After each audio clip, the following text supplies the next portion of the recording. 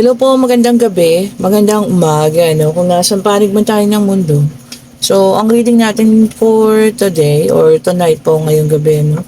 Maaaring maging kaganapan sa buwan ng Marso. Ayan.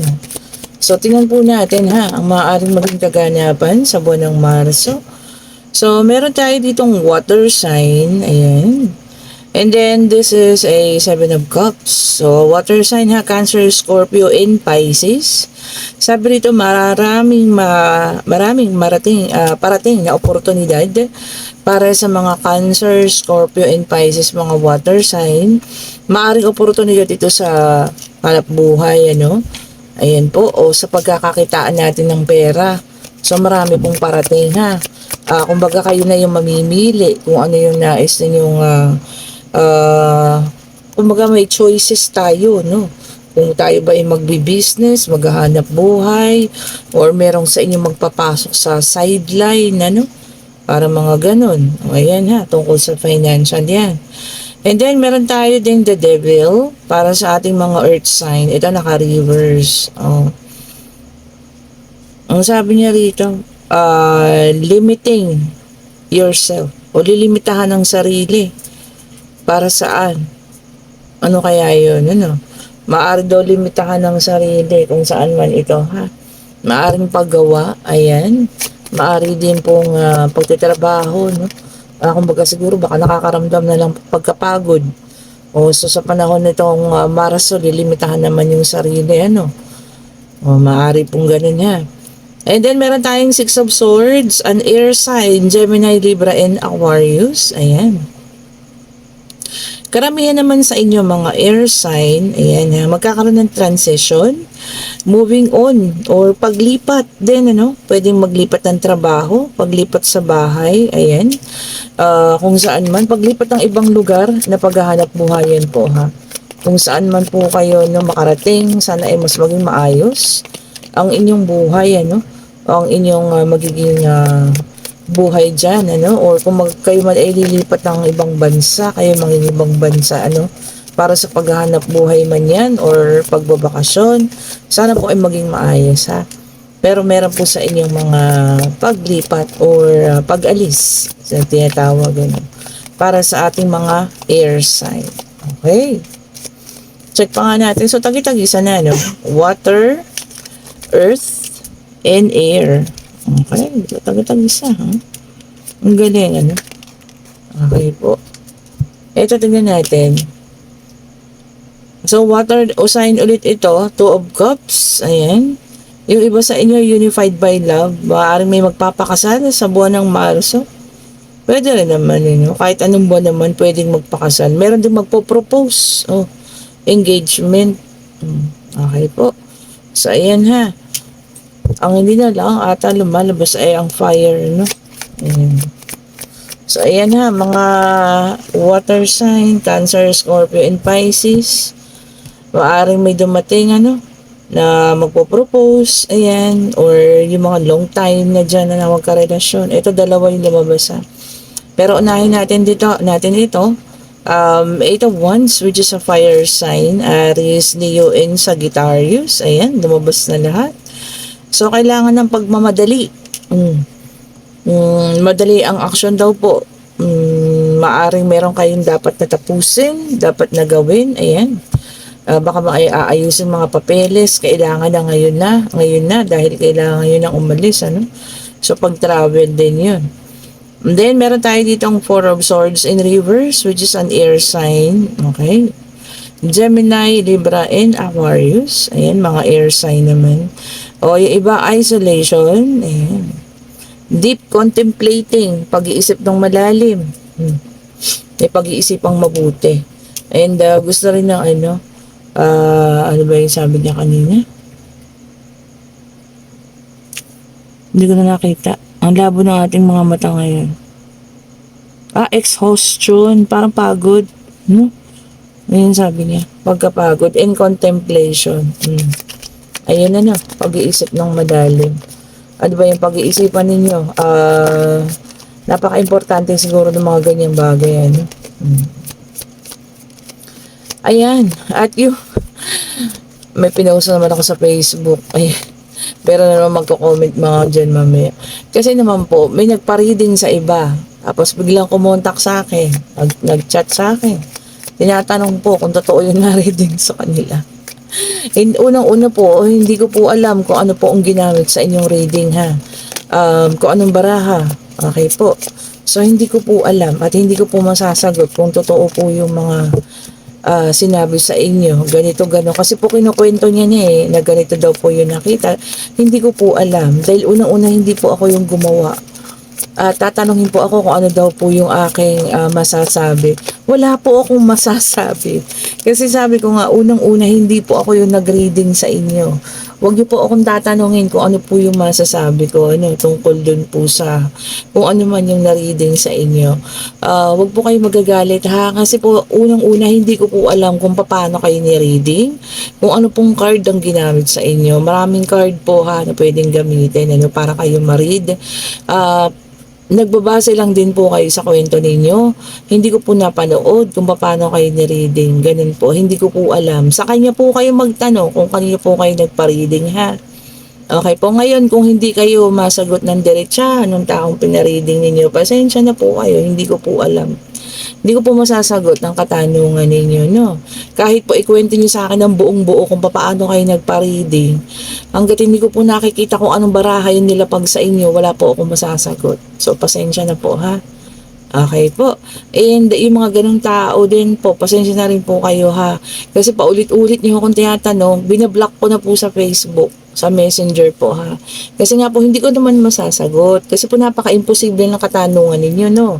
Nasa iba kayo nagpa-reading ngayon, ikinwento nyo lang sa akin ng buong buo lumabas sa baraha. Ngayon gusto nyo akong magbigay sa inyo ng payo or gusto nyo itanong sa akin kung totoo ba yung na-reading sa inyo. So pasensya na po, inuulit ko ha.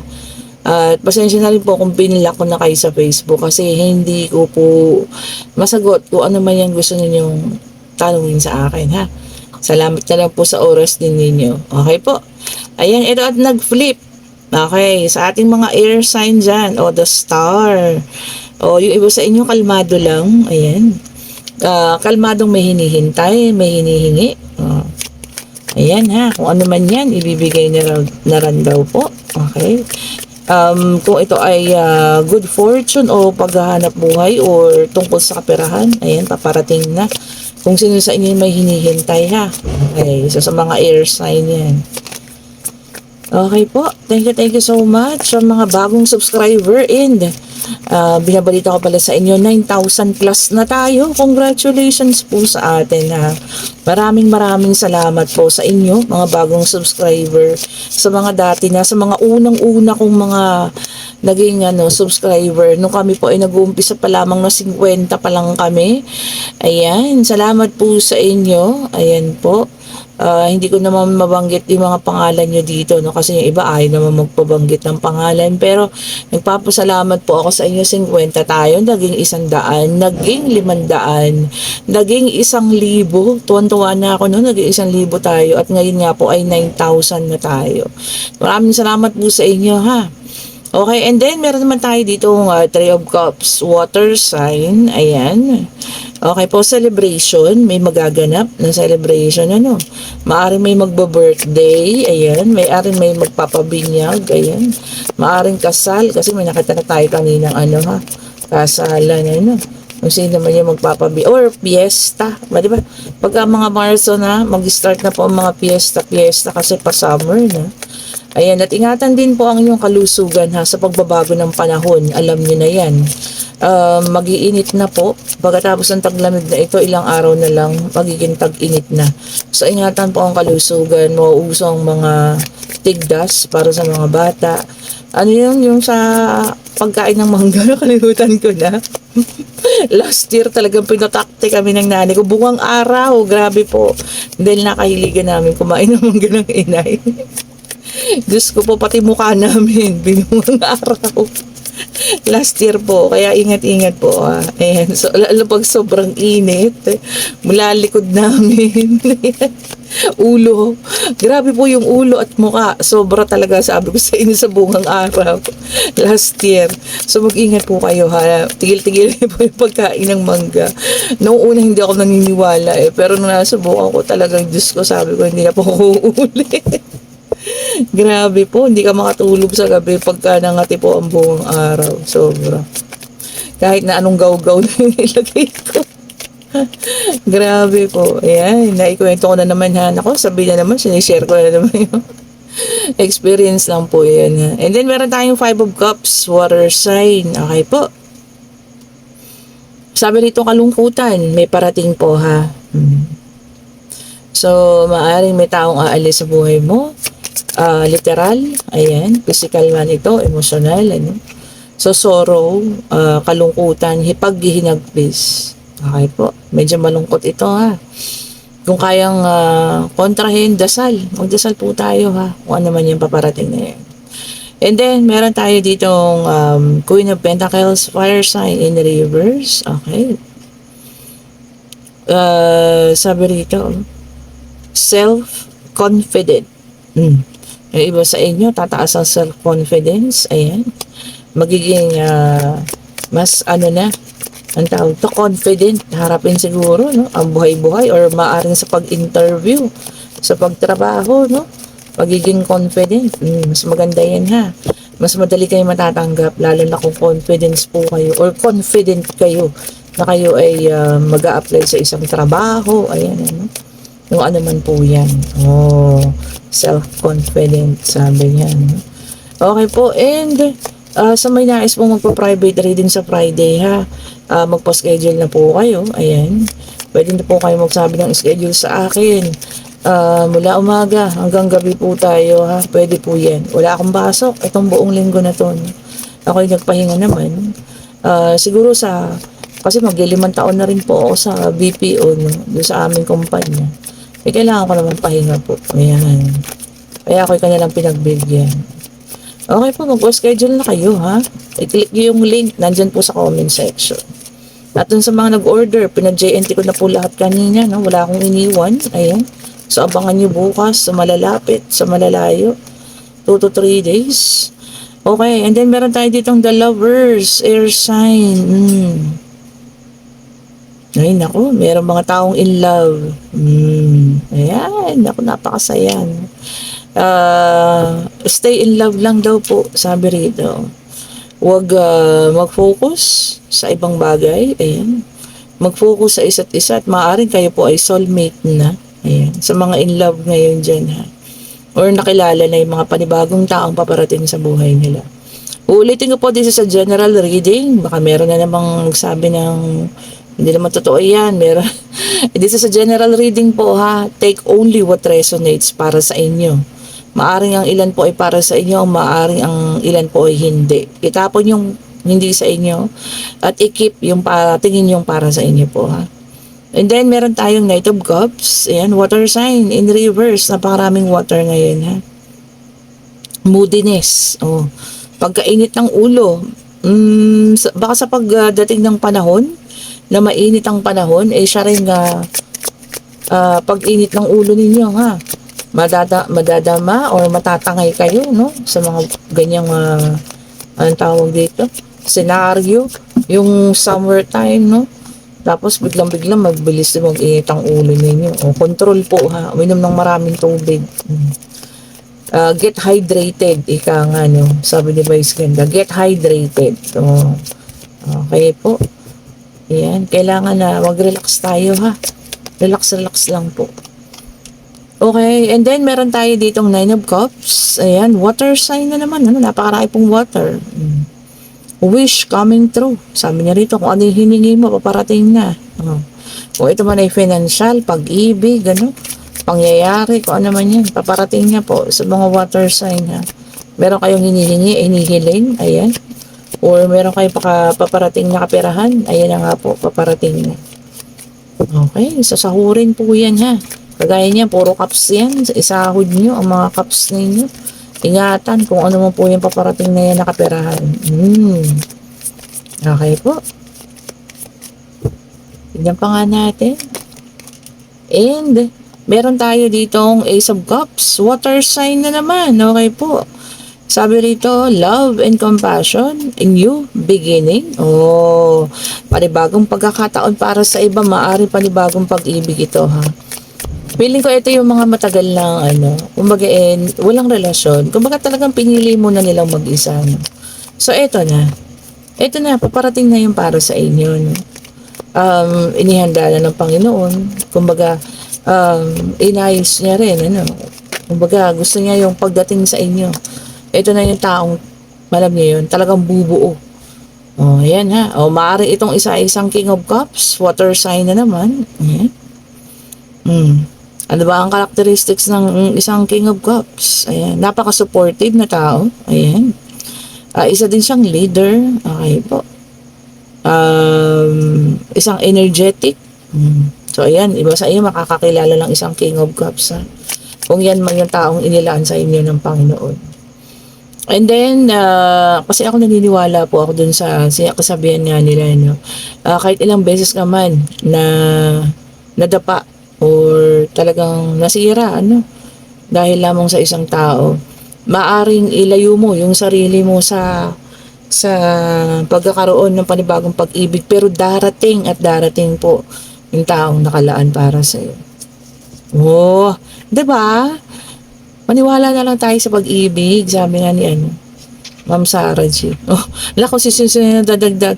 Okay, and then meron tayong Two of Wands. Ayan, fire sign. So, ito na yung pinaka-last. Meron po kayong pinaplano. Ayan, magkakaroon na ng progress kung ano man itong pinaplano ninyo. Meron din tayong ditong pag-travel. Okay po. Meron ding happiness na paparating. Ayan. Goals. Yung mga goals ninyo, Mga sinet yung goal, ma-achieve na. Kung sino man po sa inyo yung mga yan, kung meron kayong mga goals na ginawa, nung kayo yung mga teenager pa, sabi niya pagdating ko ng edad na ganito, dapat ganito na ako. Ayan, nakukuha niyo na raw po, ha, kung ano man yung goal na sinet ninyo sa pag-edad niyo sa ngayon. Okay? And ito na ang ating yes and no card. Pwede na kayo magtanong, pag-ibig, pangyayari, ayan, financial, pag-travel, ano man ito, hindi natin ang kasagutan. Divine Universe, ibigay mo po sa amin ang kasagutan. Sa kanilang katanungan, sa kanilang puso't isipan. Oh, dinamay natin ang puso, ha? Oh. Kailangan natin. Gusto ko po yun talagang tumatalon. Ibigay mo sa amin. Ayun na. Pero ito ay yes, and victory and success. And, dalawa sila. Maaari. Ito may choice, may pumili. Maaari niya pinili ang mas mabuting buhay. Ayan. Ito rin ay pag-travel. Ito isa, ha. Ito naman victory and success. So magiging maayos parehas po, ha. Kung ano man itong inyong itinanong. Victorious and successful po. Ayan. Yung para sa pag-ibig sa buwan ng Marso, ihiwalay natin yan, ha. Gusto kong yan, kumbaga gula-gulanitin. Alamin. Diba? Kung ano ang inyong mga pag-ibig sa buwan ng Marso. Ang mga fire sign, earth, air, and water. Diba? Ba't nagiging yun? Ito po ang ating mga bracelet. Kung gusto naman, kung sino may gusto, ha, i-click nyo lang din yung link. Ayan po. Lapit nga natin para inyong makita. Ayan. Ito po ang ating tiger eye. Ayan.